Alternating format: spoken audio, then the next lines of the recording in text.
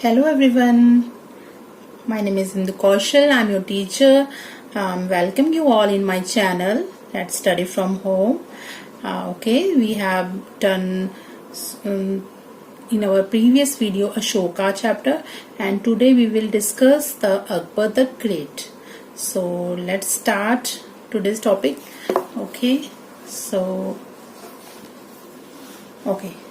See. ये है हमारा आज का टॉपिक अकबर द ग्रेट। चलिए ये देखिए अकबर है। आज इनके बारे में हम थोड़ा सा इनके बारे में जानेंगे। इनके जो अर्ली चाइल्डहुड के बारे में हम जानेंगे और इन्होंने कहाँ क्या क्या विजय इनको मिली है, क्या क्या कॉन्कर किया है। इनके एडमिनिस्ट्रेटर एंड सोशल रिफॉर्मर के रूप में भी इनको जानेंगे और इनका जो आर्ट और आर्किटेक्चर से रिलेटेड इनका क्या पैटर्न था वो भी हम डिस्कस करेंगे। और इनका रिलीजन जो दीन इलाही, इन्होंने एक रिलीजन अपना धर्म नया बनाया था उसके बारे में भी हम डिस्कस करेंगे। So let's start. First of all, we have to read early childhood of Akbar. कि इनका बचपन कहाँ, कैसे, कौन इनके फादर मदर, उनके बारे में हम अच्छे से इसको डिस्कस करेंगे।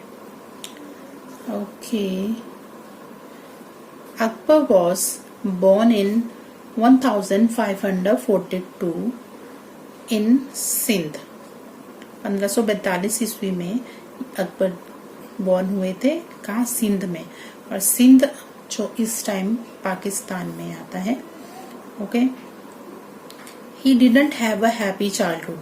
उनका जो बचपन था वह एक अच्छा हैप्पी नहीं था। At the time of his birth his parents Humayun and Hamida Bano Begum जो इनकी मदर थी वर इन एक्साइल। अब आपको इस पॉइंट को थोड़ा सा ध्यान से समझने की जरूरत है कि इनके जो फादर थे हुमायूं, वो कौन थे? The second emperor of the Mughal empire. और उनकी वाइफ थी हमीदा बानो बेगम। ये एक्साइल का क्या मतलब होता है? जब आपको अगर हिंदी में बताऊं तो देश निकाला टाइप हो जाता है। Force to live away from one's own country for political reason और एज अ पनिशमेंट, या पनिशमेंट के रूप में या एक पॉलिटिकल रीजन की वजह से जब किसी को देश से बाहर रहने के लिए मजबूर किया जाता है, देश निकाला दिया जाता है, तो उसको हम एक्साइल कहते हैं। तो इनको ये दिया गया था, ठीक है, कहाँ पर? पर्सिया में। तो इनका जो बेटा था अकबर, उनके पास जो है उन्होंने अपने एक मुगल आर्मी कमांडर थे उनके बैरम खान, उनको रखा गया था, जो हम आगे पढ़ते हैं अभी। बैरम खान ये भी एक इम्पोर्टेंट नेम है। अगर आपसे पूछा था कि किसने अकबर को चाइल्डहुड में जो है उनका देखभाल की थी, तो वो बैरम खान थे। Bairam Khan was made the guardian कौन थे? Bairam Khan. And tutor of little Akbar. After his return from exile, जब हुमायूं वापस आ गए, Humayun manage to win back his kingdom. जो हुमायूं की किंगडम चली गई थी, जो हार गए थे, जिस वजह से बाद में उनको निकाल भी दिया गया था देश से, तो वो उन्होंने उसको वापस के लिए काफी उन्होंने कोशिश की, but it did not live long. वो ज्यादा नहीं जी सके। Thus Akbar ascended the throne in 1556 CE।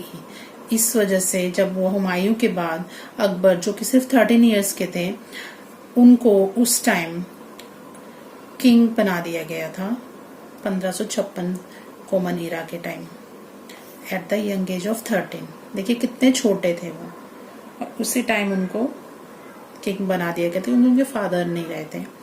Bairam Khan became Akbar's guardian. जो बैरम खान अकबर के गार्डियन ही नहीं बने रहे, क्योंकि उस टाइम छोटे थे।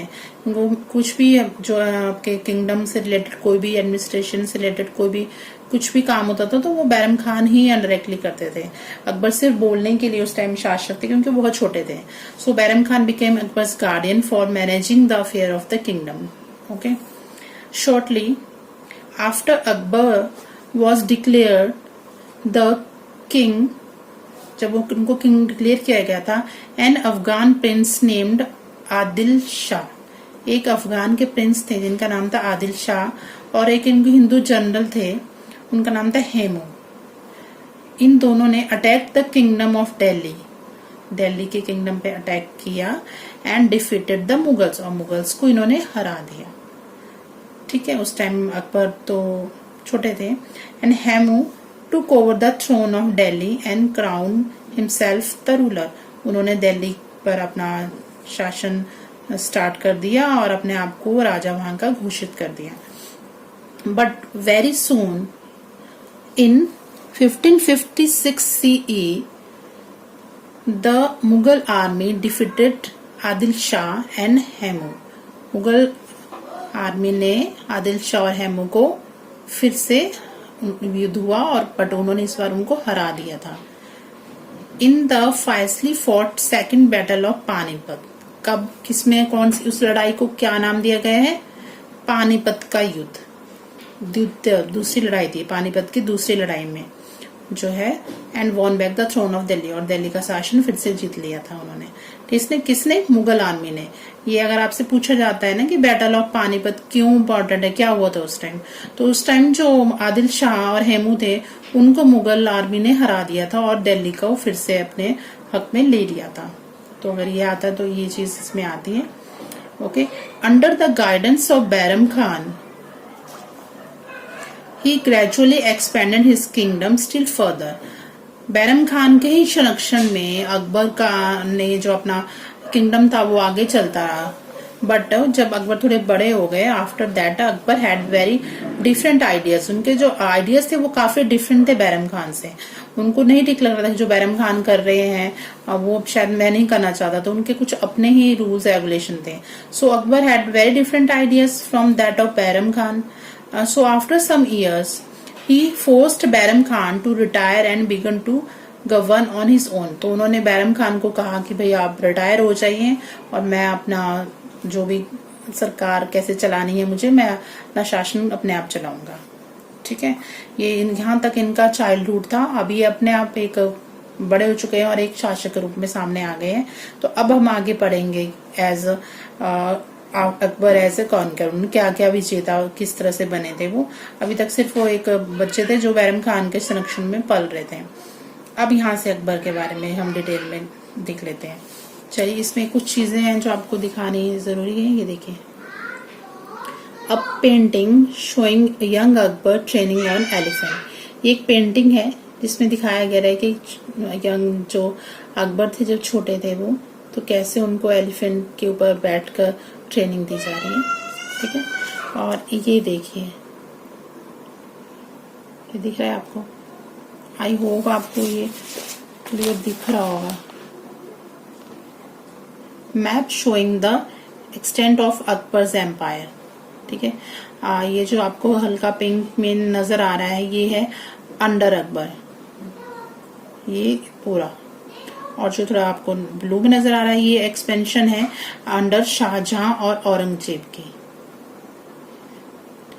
ओके, ये 1556 से 1605 ये बात की है। 1627 से 1668 तक है शाहजहां की, और फिर औरंगजेब ने किया है 1658 से लेके 1707 तक। ओके, चलिए अब हम इसको अच्छे से कर लेते हैं। Okay, Akbar was a great warrior and N ambitious ruler. बहुत अच्छे एक युद्ध लड़ने वाले वो योद्धा थे और एक एम्बिशियस रूलर से। And he wanted to expand his empire and conquer the whole of India. वे अपने एम्पायर को बढ़ाना चाहते थे और पूरे इंडिया को जीतने की उनकी कोशिश थी। Okay, the Rajputs were a warrior clan who had a stronghold over Rajputana. उस टाइम वहां पर राजपूतों का शासन चल रहा था।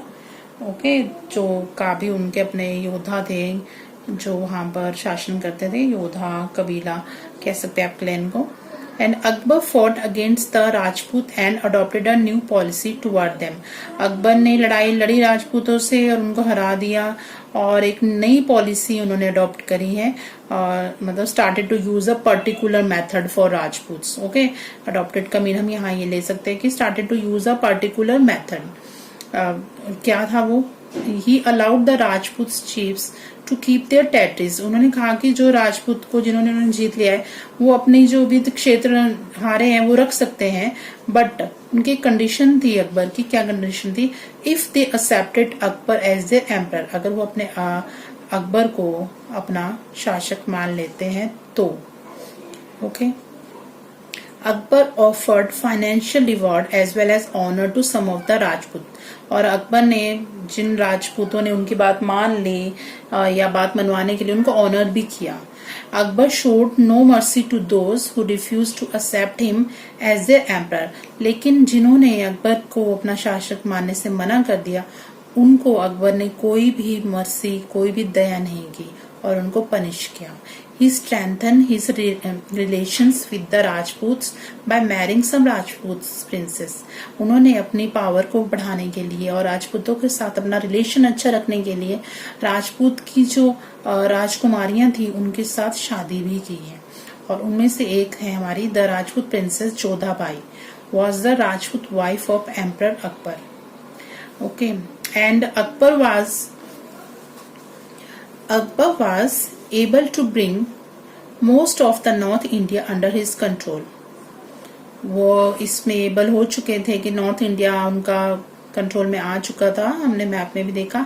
He defeated the rulers of Gondwana, Chittor, Ranthambore, Gujarat, Malwa, Bihar and Bengal. Some of the rulers accepted him as their king and a few did not. उन काफी रूलर्स ने उनको एज अ रूलर एक्सेप्ट कर लिया था, but there are so many kings who did not accept him as a ruler. So after that they however lost in war and their kingdoms came under the rule of Mughals. तो जो उनके हारे हुए क्षेत्र थे वो अकबर के रूल के अंडर आ गए थे. इन 1576 CE Akbar fought against Rana Pratap. ये एक इम्पोर्टेंट है, आप थोड़ा उसको ध्यान से देखिएगा. 1576 में अकबर ने फॉट किया था राणा प्रताप जी से, एंड कहाँ के रूलर थे वो? मेवाड़ के, in the famous battle of Haldi Ghati. ठीक है, ये ध्यान रखिएगा, ये लाइन काफी मोटी. हल्दी घाटी के युद्ध में हुआ था किसका? अकबर और राणा प्रताप के बीच में, और राणा प्रताप कहाँ के शासक थे? मेवाड़ के. प्लीज ये बहुत अच्छे से मैं आपको बता रही हूँ, भूलिएगा मत. लेकिन ये जो राणा प्रताप थे बहुत अच्छे रूलर थे, बहुत ही अच्छे योद्धा थे. इन्होंने बहुत अच्छे से युद्ध लड़ा था. वो अलग बात है कि हार गए थे, बट इन्होंने बहुत अच्छे से अकबर के साथ इनकी फाइट हुई थी. Rana Pratap fought bravely but he was finally defeated by Akbar. This battle is famous for the bravery of Rana Pratap. ठीक है, इनकी जो ब्रेवरी थी उसके वजह से भी इसको जाना चाहता था. और इनका एक इम्पोर्टेंट चीज ये थी कि इनका एक हॉर्स था चेतक, उन्होंने भी इनका साथ बहुत ही अच्छे से निभाया था. Chetak is also famous in this time for helping Rana Pratap. Later Akbar won many more battles and added more region to his kingdom. Akbar ने उसके बाद भी और battles लड़ी और कई क्षेत्रों को जीत के अपने किंगडम में शामिल कर लिया. After Akbar had established the Mughal Empire in northern India, he had extended his kingdom toward the south. अब जब इन्होंने अपना जो एम्पायर जो है नॉर्दर्न इंडिया की तरफ फैला लिया, तो ये अपना जो साउथ की तरफ फैलाने के लिए उस तरफ को टर्न हो गए. And now his empire stretched from Afghanistan in the western part of India to Bengal in the east. ठीक है, कहाँ से कहाँ तक हो गया? फ्रॉम अफगानिस्तान से लेके वेस्टर्न पार्ट्स में था जो, वहां से लेके इंडिया का जो है वो बंगाल की तरफ चला गया ईस्ट में. एंड फ्रॉम कश्मीर से लेके, कश्मीर नॉर्थ से लेके in Godavari basin in the south. कितना लंबा और कितना चौड़ाई जगहों पर इन्होंने, मतलब इंडिया का मैक्सिमम पार्ट पर इन्होंने अपना एक्सटेंड कर लिया था अपना साम्राज्य. His religious tolerance and liberal attitude toward other faith also help him a great deal in expanding of his kingdom. इनका इतना अच्छा मतलब रिलीजियस टॉलरेंस देखकर और इनका जो ये लिबरल उदार कहेंगे इसको, उदार नेचर देखकर भी इनका जो एक्सपेंड हो रहा था किंगडम उसमें इनको हेल्प हुई. ओके स्टूडेंट, तो आगे हम पढ़ेंगे Akbar the administrator and social reform, but हम अपने नेक्स्ट वीडियो में करेंगे. आज के लिए इतना काफी है. So please like, share and comment on video, and please don't forget to subscribe my channel, and thanks for watching. Thank you so much.